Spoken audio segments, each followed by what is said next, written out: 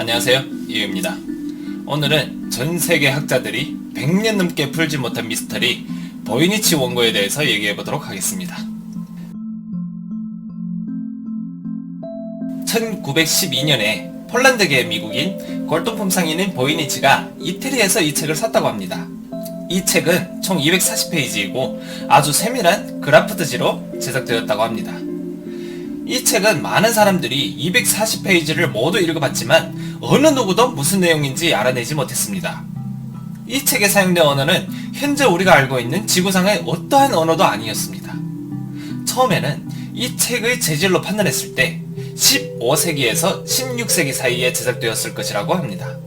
그리고 2011년에 이 책에 대해서 방사탄소정림법으로 측정을 해봤는데 1404년에서 1438년 사이에 만들어졌을 거라고 합니다. 이 책에서는 엄청 많은 글자를 사용했고 또 아주 많은 그림도 그려져 있었습니다. 심지어 그림은 채색으로 그려져 있었죠. 그런데 이 그림마저 사람들은 뭔지 알 수가 없었습니다. 이게 바로 이 책의 제일 불가사의한 부분이죠.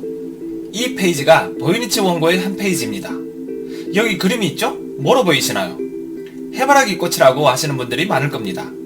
그런데 꽃 밑에 나무뿌리가 보이시죠? 이 꽃은 잘라진 나무뿌리를 타고 자랐습니다.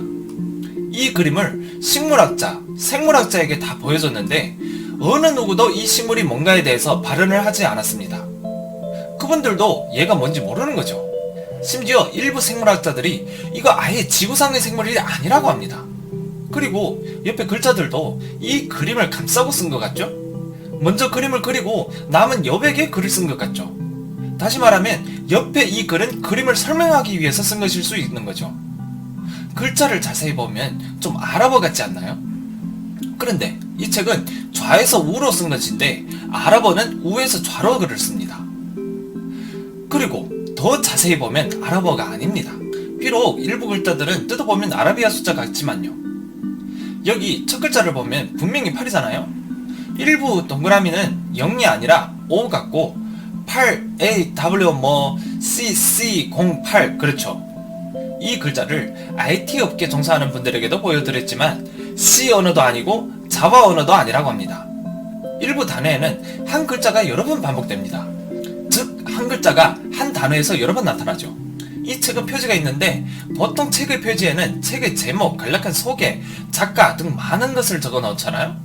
이 책의 표지는 깨끗했습니다. 아무런 글자나 그림도 없었죠. 그러니 이 책은 누가 만들었는지 알 수가 없는 겁니다.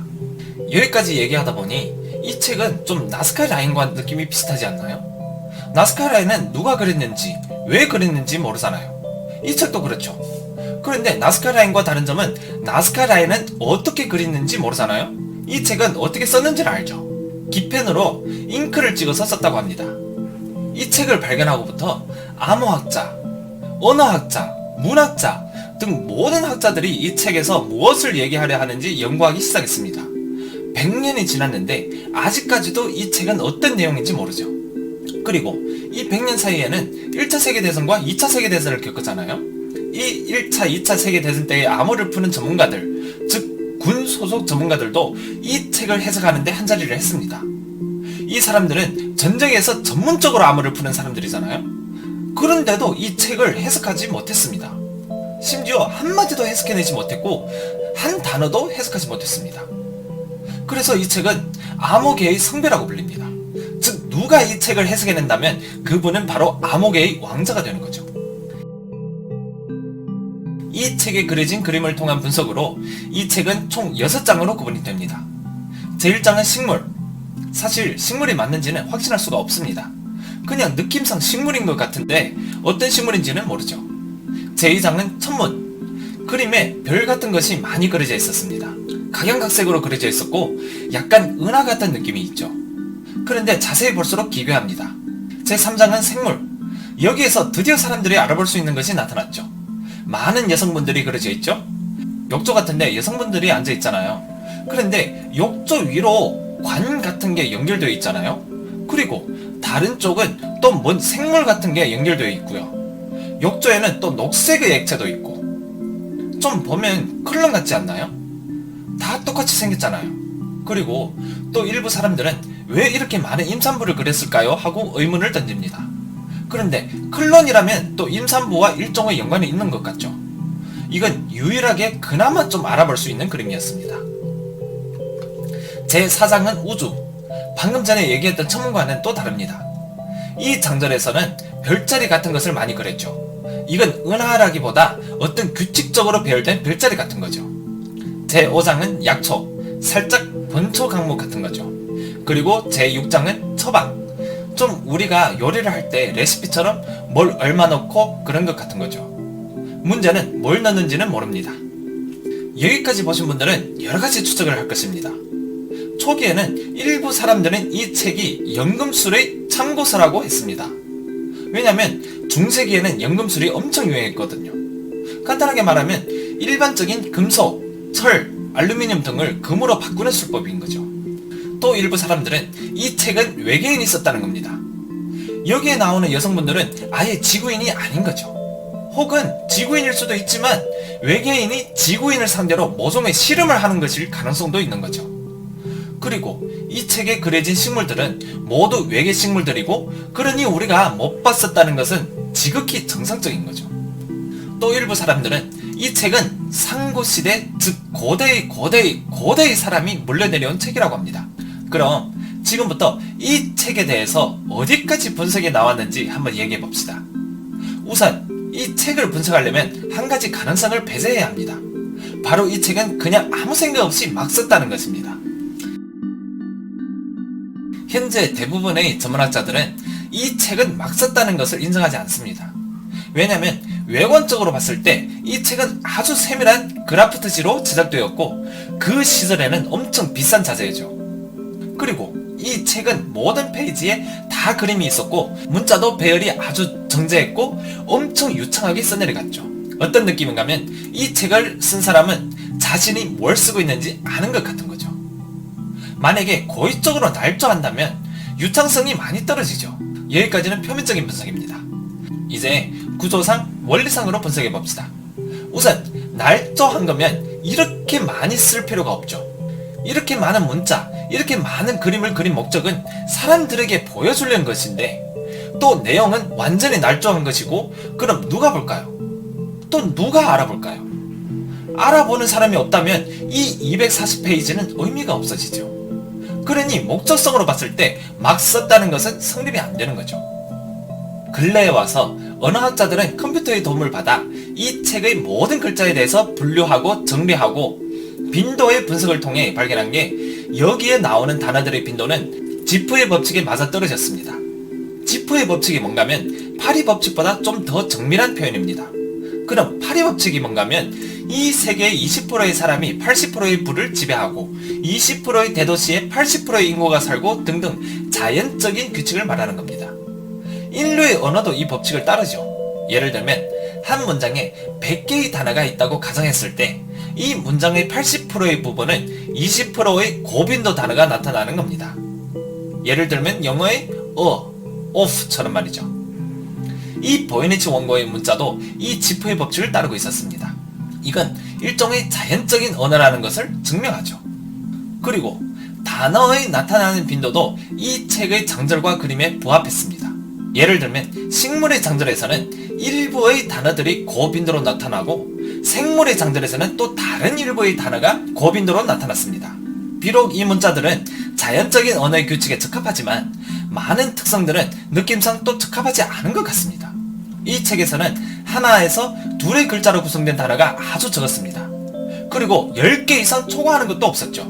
이건 대부분 글자를 조합해서 단어를 만들어낸 언어와 좀 다른 부분인 거죠. 그리고 또 한 가지 불가사의한 현상이 있는데 한 문장에서 자주 동일한 단어가 나타납니다. 왜 이런 현상이 있는지는 아직 분석하지 못했다고 합니다. 그래서 사기서는 거의 부정당했죠. 이 책에서 사용한 언어는 일종의 고립되었던 언어이고 지금은 실전되었다는 겁니다. 다시 말하면 대가 끊겼다는 거죠.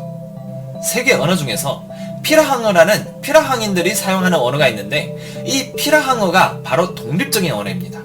이 언어는 탄생했을 때부터 독립적인 것이 아니라 아마존 유역에는 원래 그와 비슷한 언어들이 많았었는데 거기에서 거주하던 원주민들이 없어지면서 이 언어가 다른 언어들과의 친척 관계가 단절된 거죠.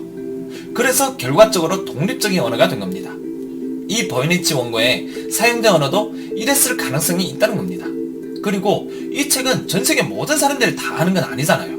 오늘 이 영상을 보고 이런 책도 있었구나 하시는 분들이 많을 거란 말이죠. 혹시 알아요? 이 책이 더 유명해져서 아는 사람들이 많아지면 이 언어를 안다는 사람이 나타날지요. 일부 사람들은 또 이런 생각을 하죠. 혹시 이거 사람이 만들어낸 언어가 아닐까 하고요. 사람이 만들어낸 언어로 제일 이해하기 쉬운 것이 바로 프로그래밍 언어입니다. C 언어, 자와 언어 모두 인조어인 거죠. 그러니 이 책을 쓴 사람이 이 언어를 만들어냈을 가능성이 있다는 겁니다. 그러니 알아볼 수 없는 게 아주 정상적인 거죠. 그런데 인조 언어는 필히 사람의 사고방식을 따를 거잖아요. 그럼 사람의 사고방식으로 만든 모든 것들은 사람이 해석할 수 있습니다. 그런데 얘는 현재까지 사람들이 해석하지 못했잖아요. 그러니 이건 사람이 만든 게 아닐 수 있다는 겁니다. 일부 언어학자들은 이 책을 해석할 수 없는 제일 큰 원인이 이 책이 기록한 것을 일종의 언어로 본다면 이 언어는 문장 구조가 없다고 합니다. 또 한 가지는 이 책을 분석하기에는 데이터량이 너무 적다고 합니다. 비록 240페이지는 적은 것 같지 않지만 어떻게 보면 또 240페이지밖에 없잖아요. 이 세계에서 이 언어로 작성된 다른 책을 찾을 수가 없죠. 지금까지 많은 사람들은 이 책은 일종의 암호로 작성된 거라고 믿고 있습니다. 즉 이 문장들은 암호가 했다는 거죠.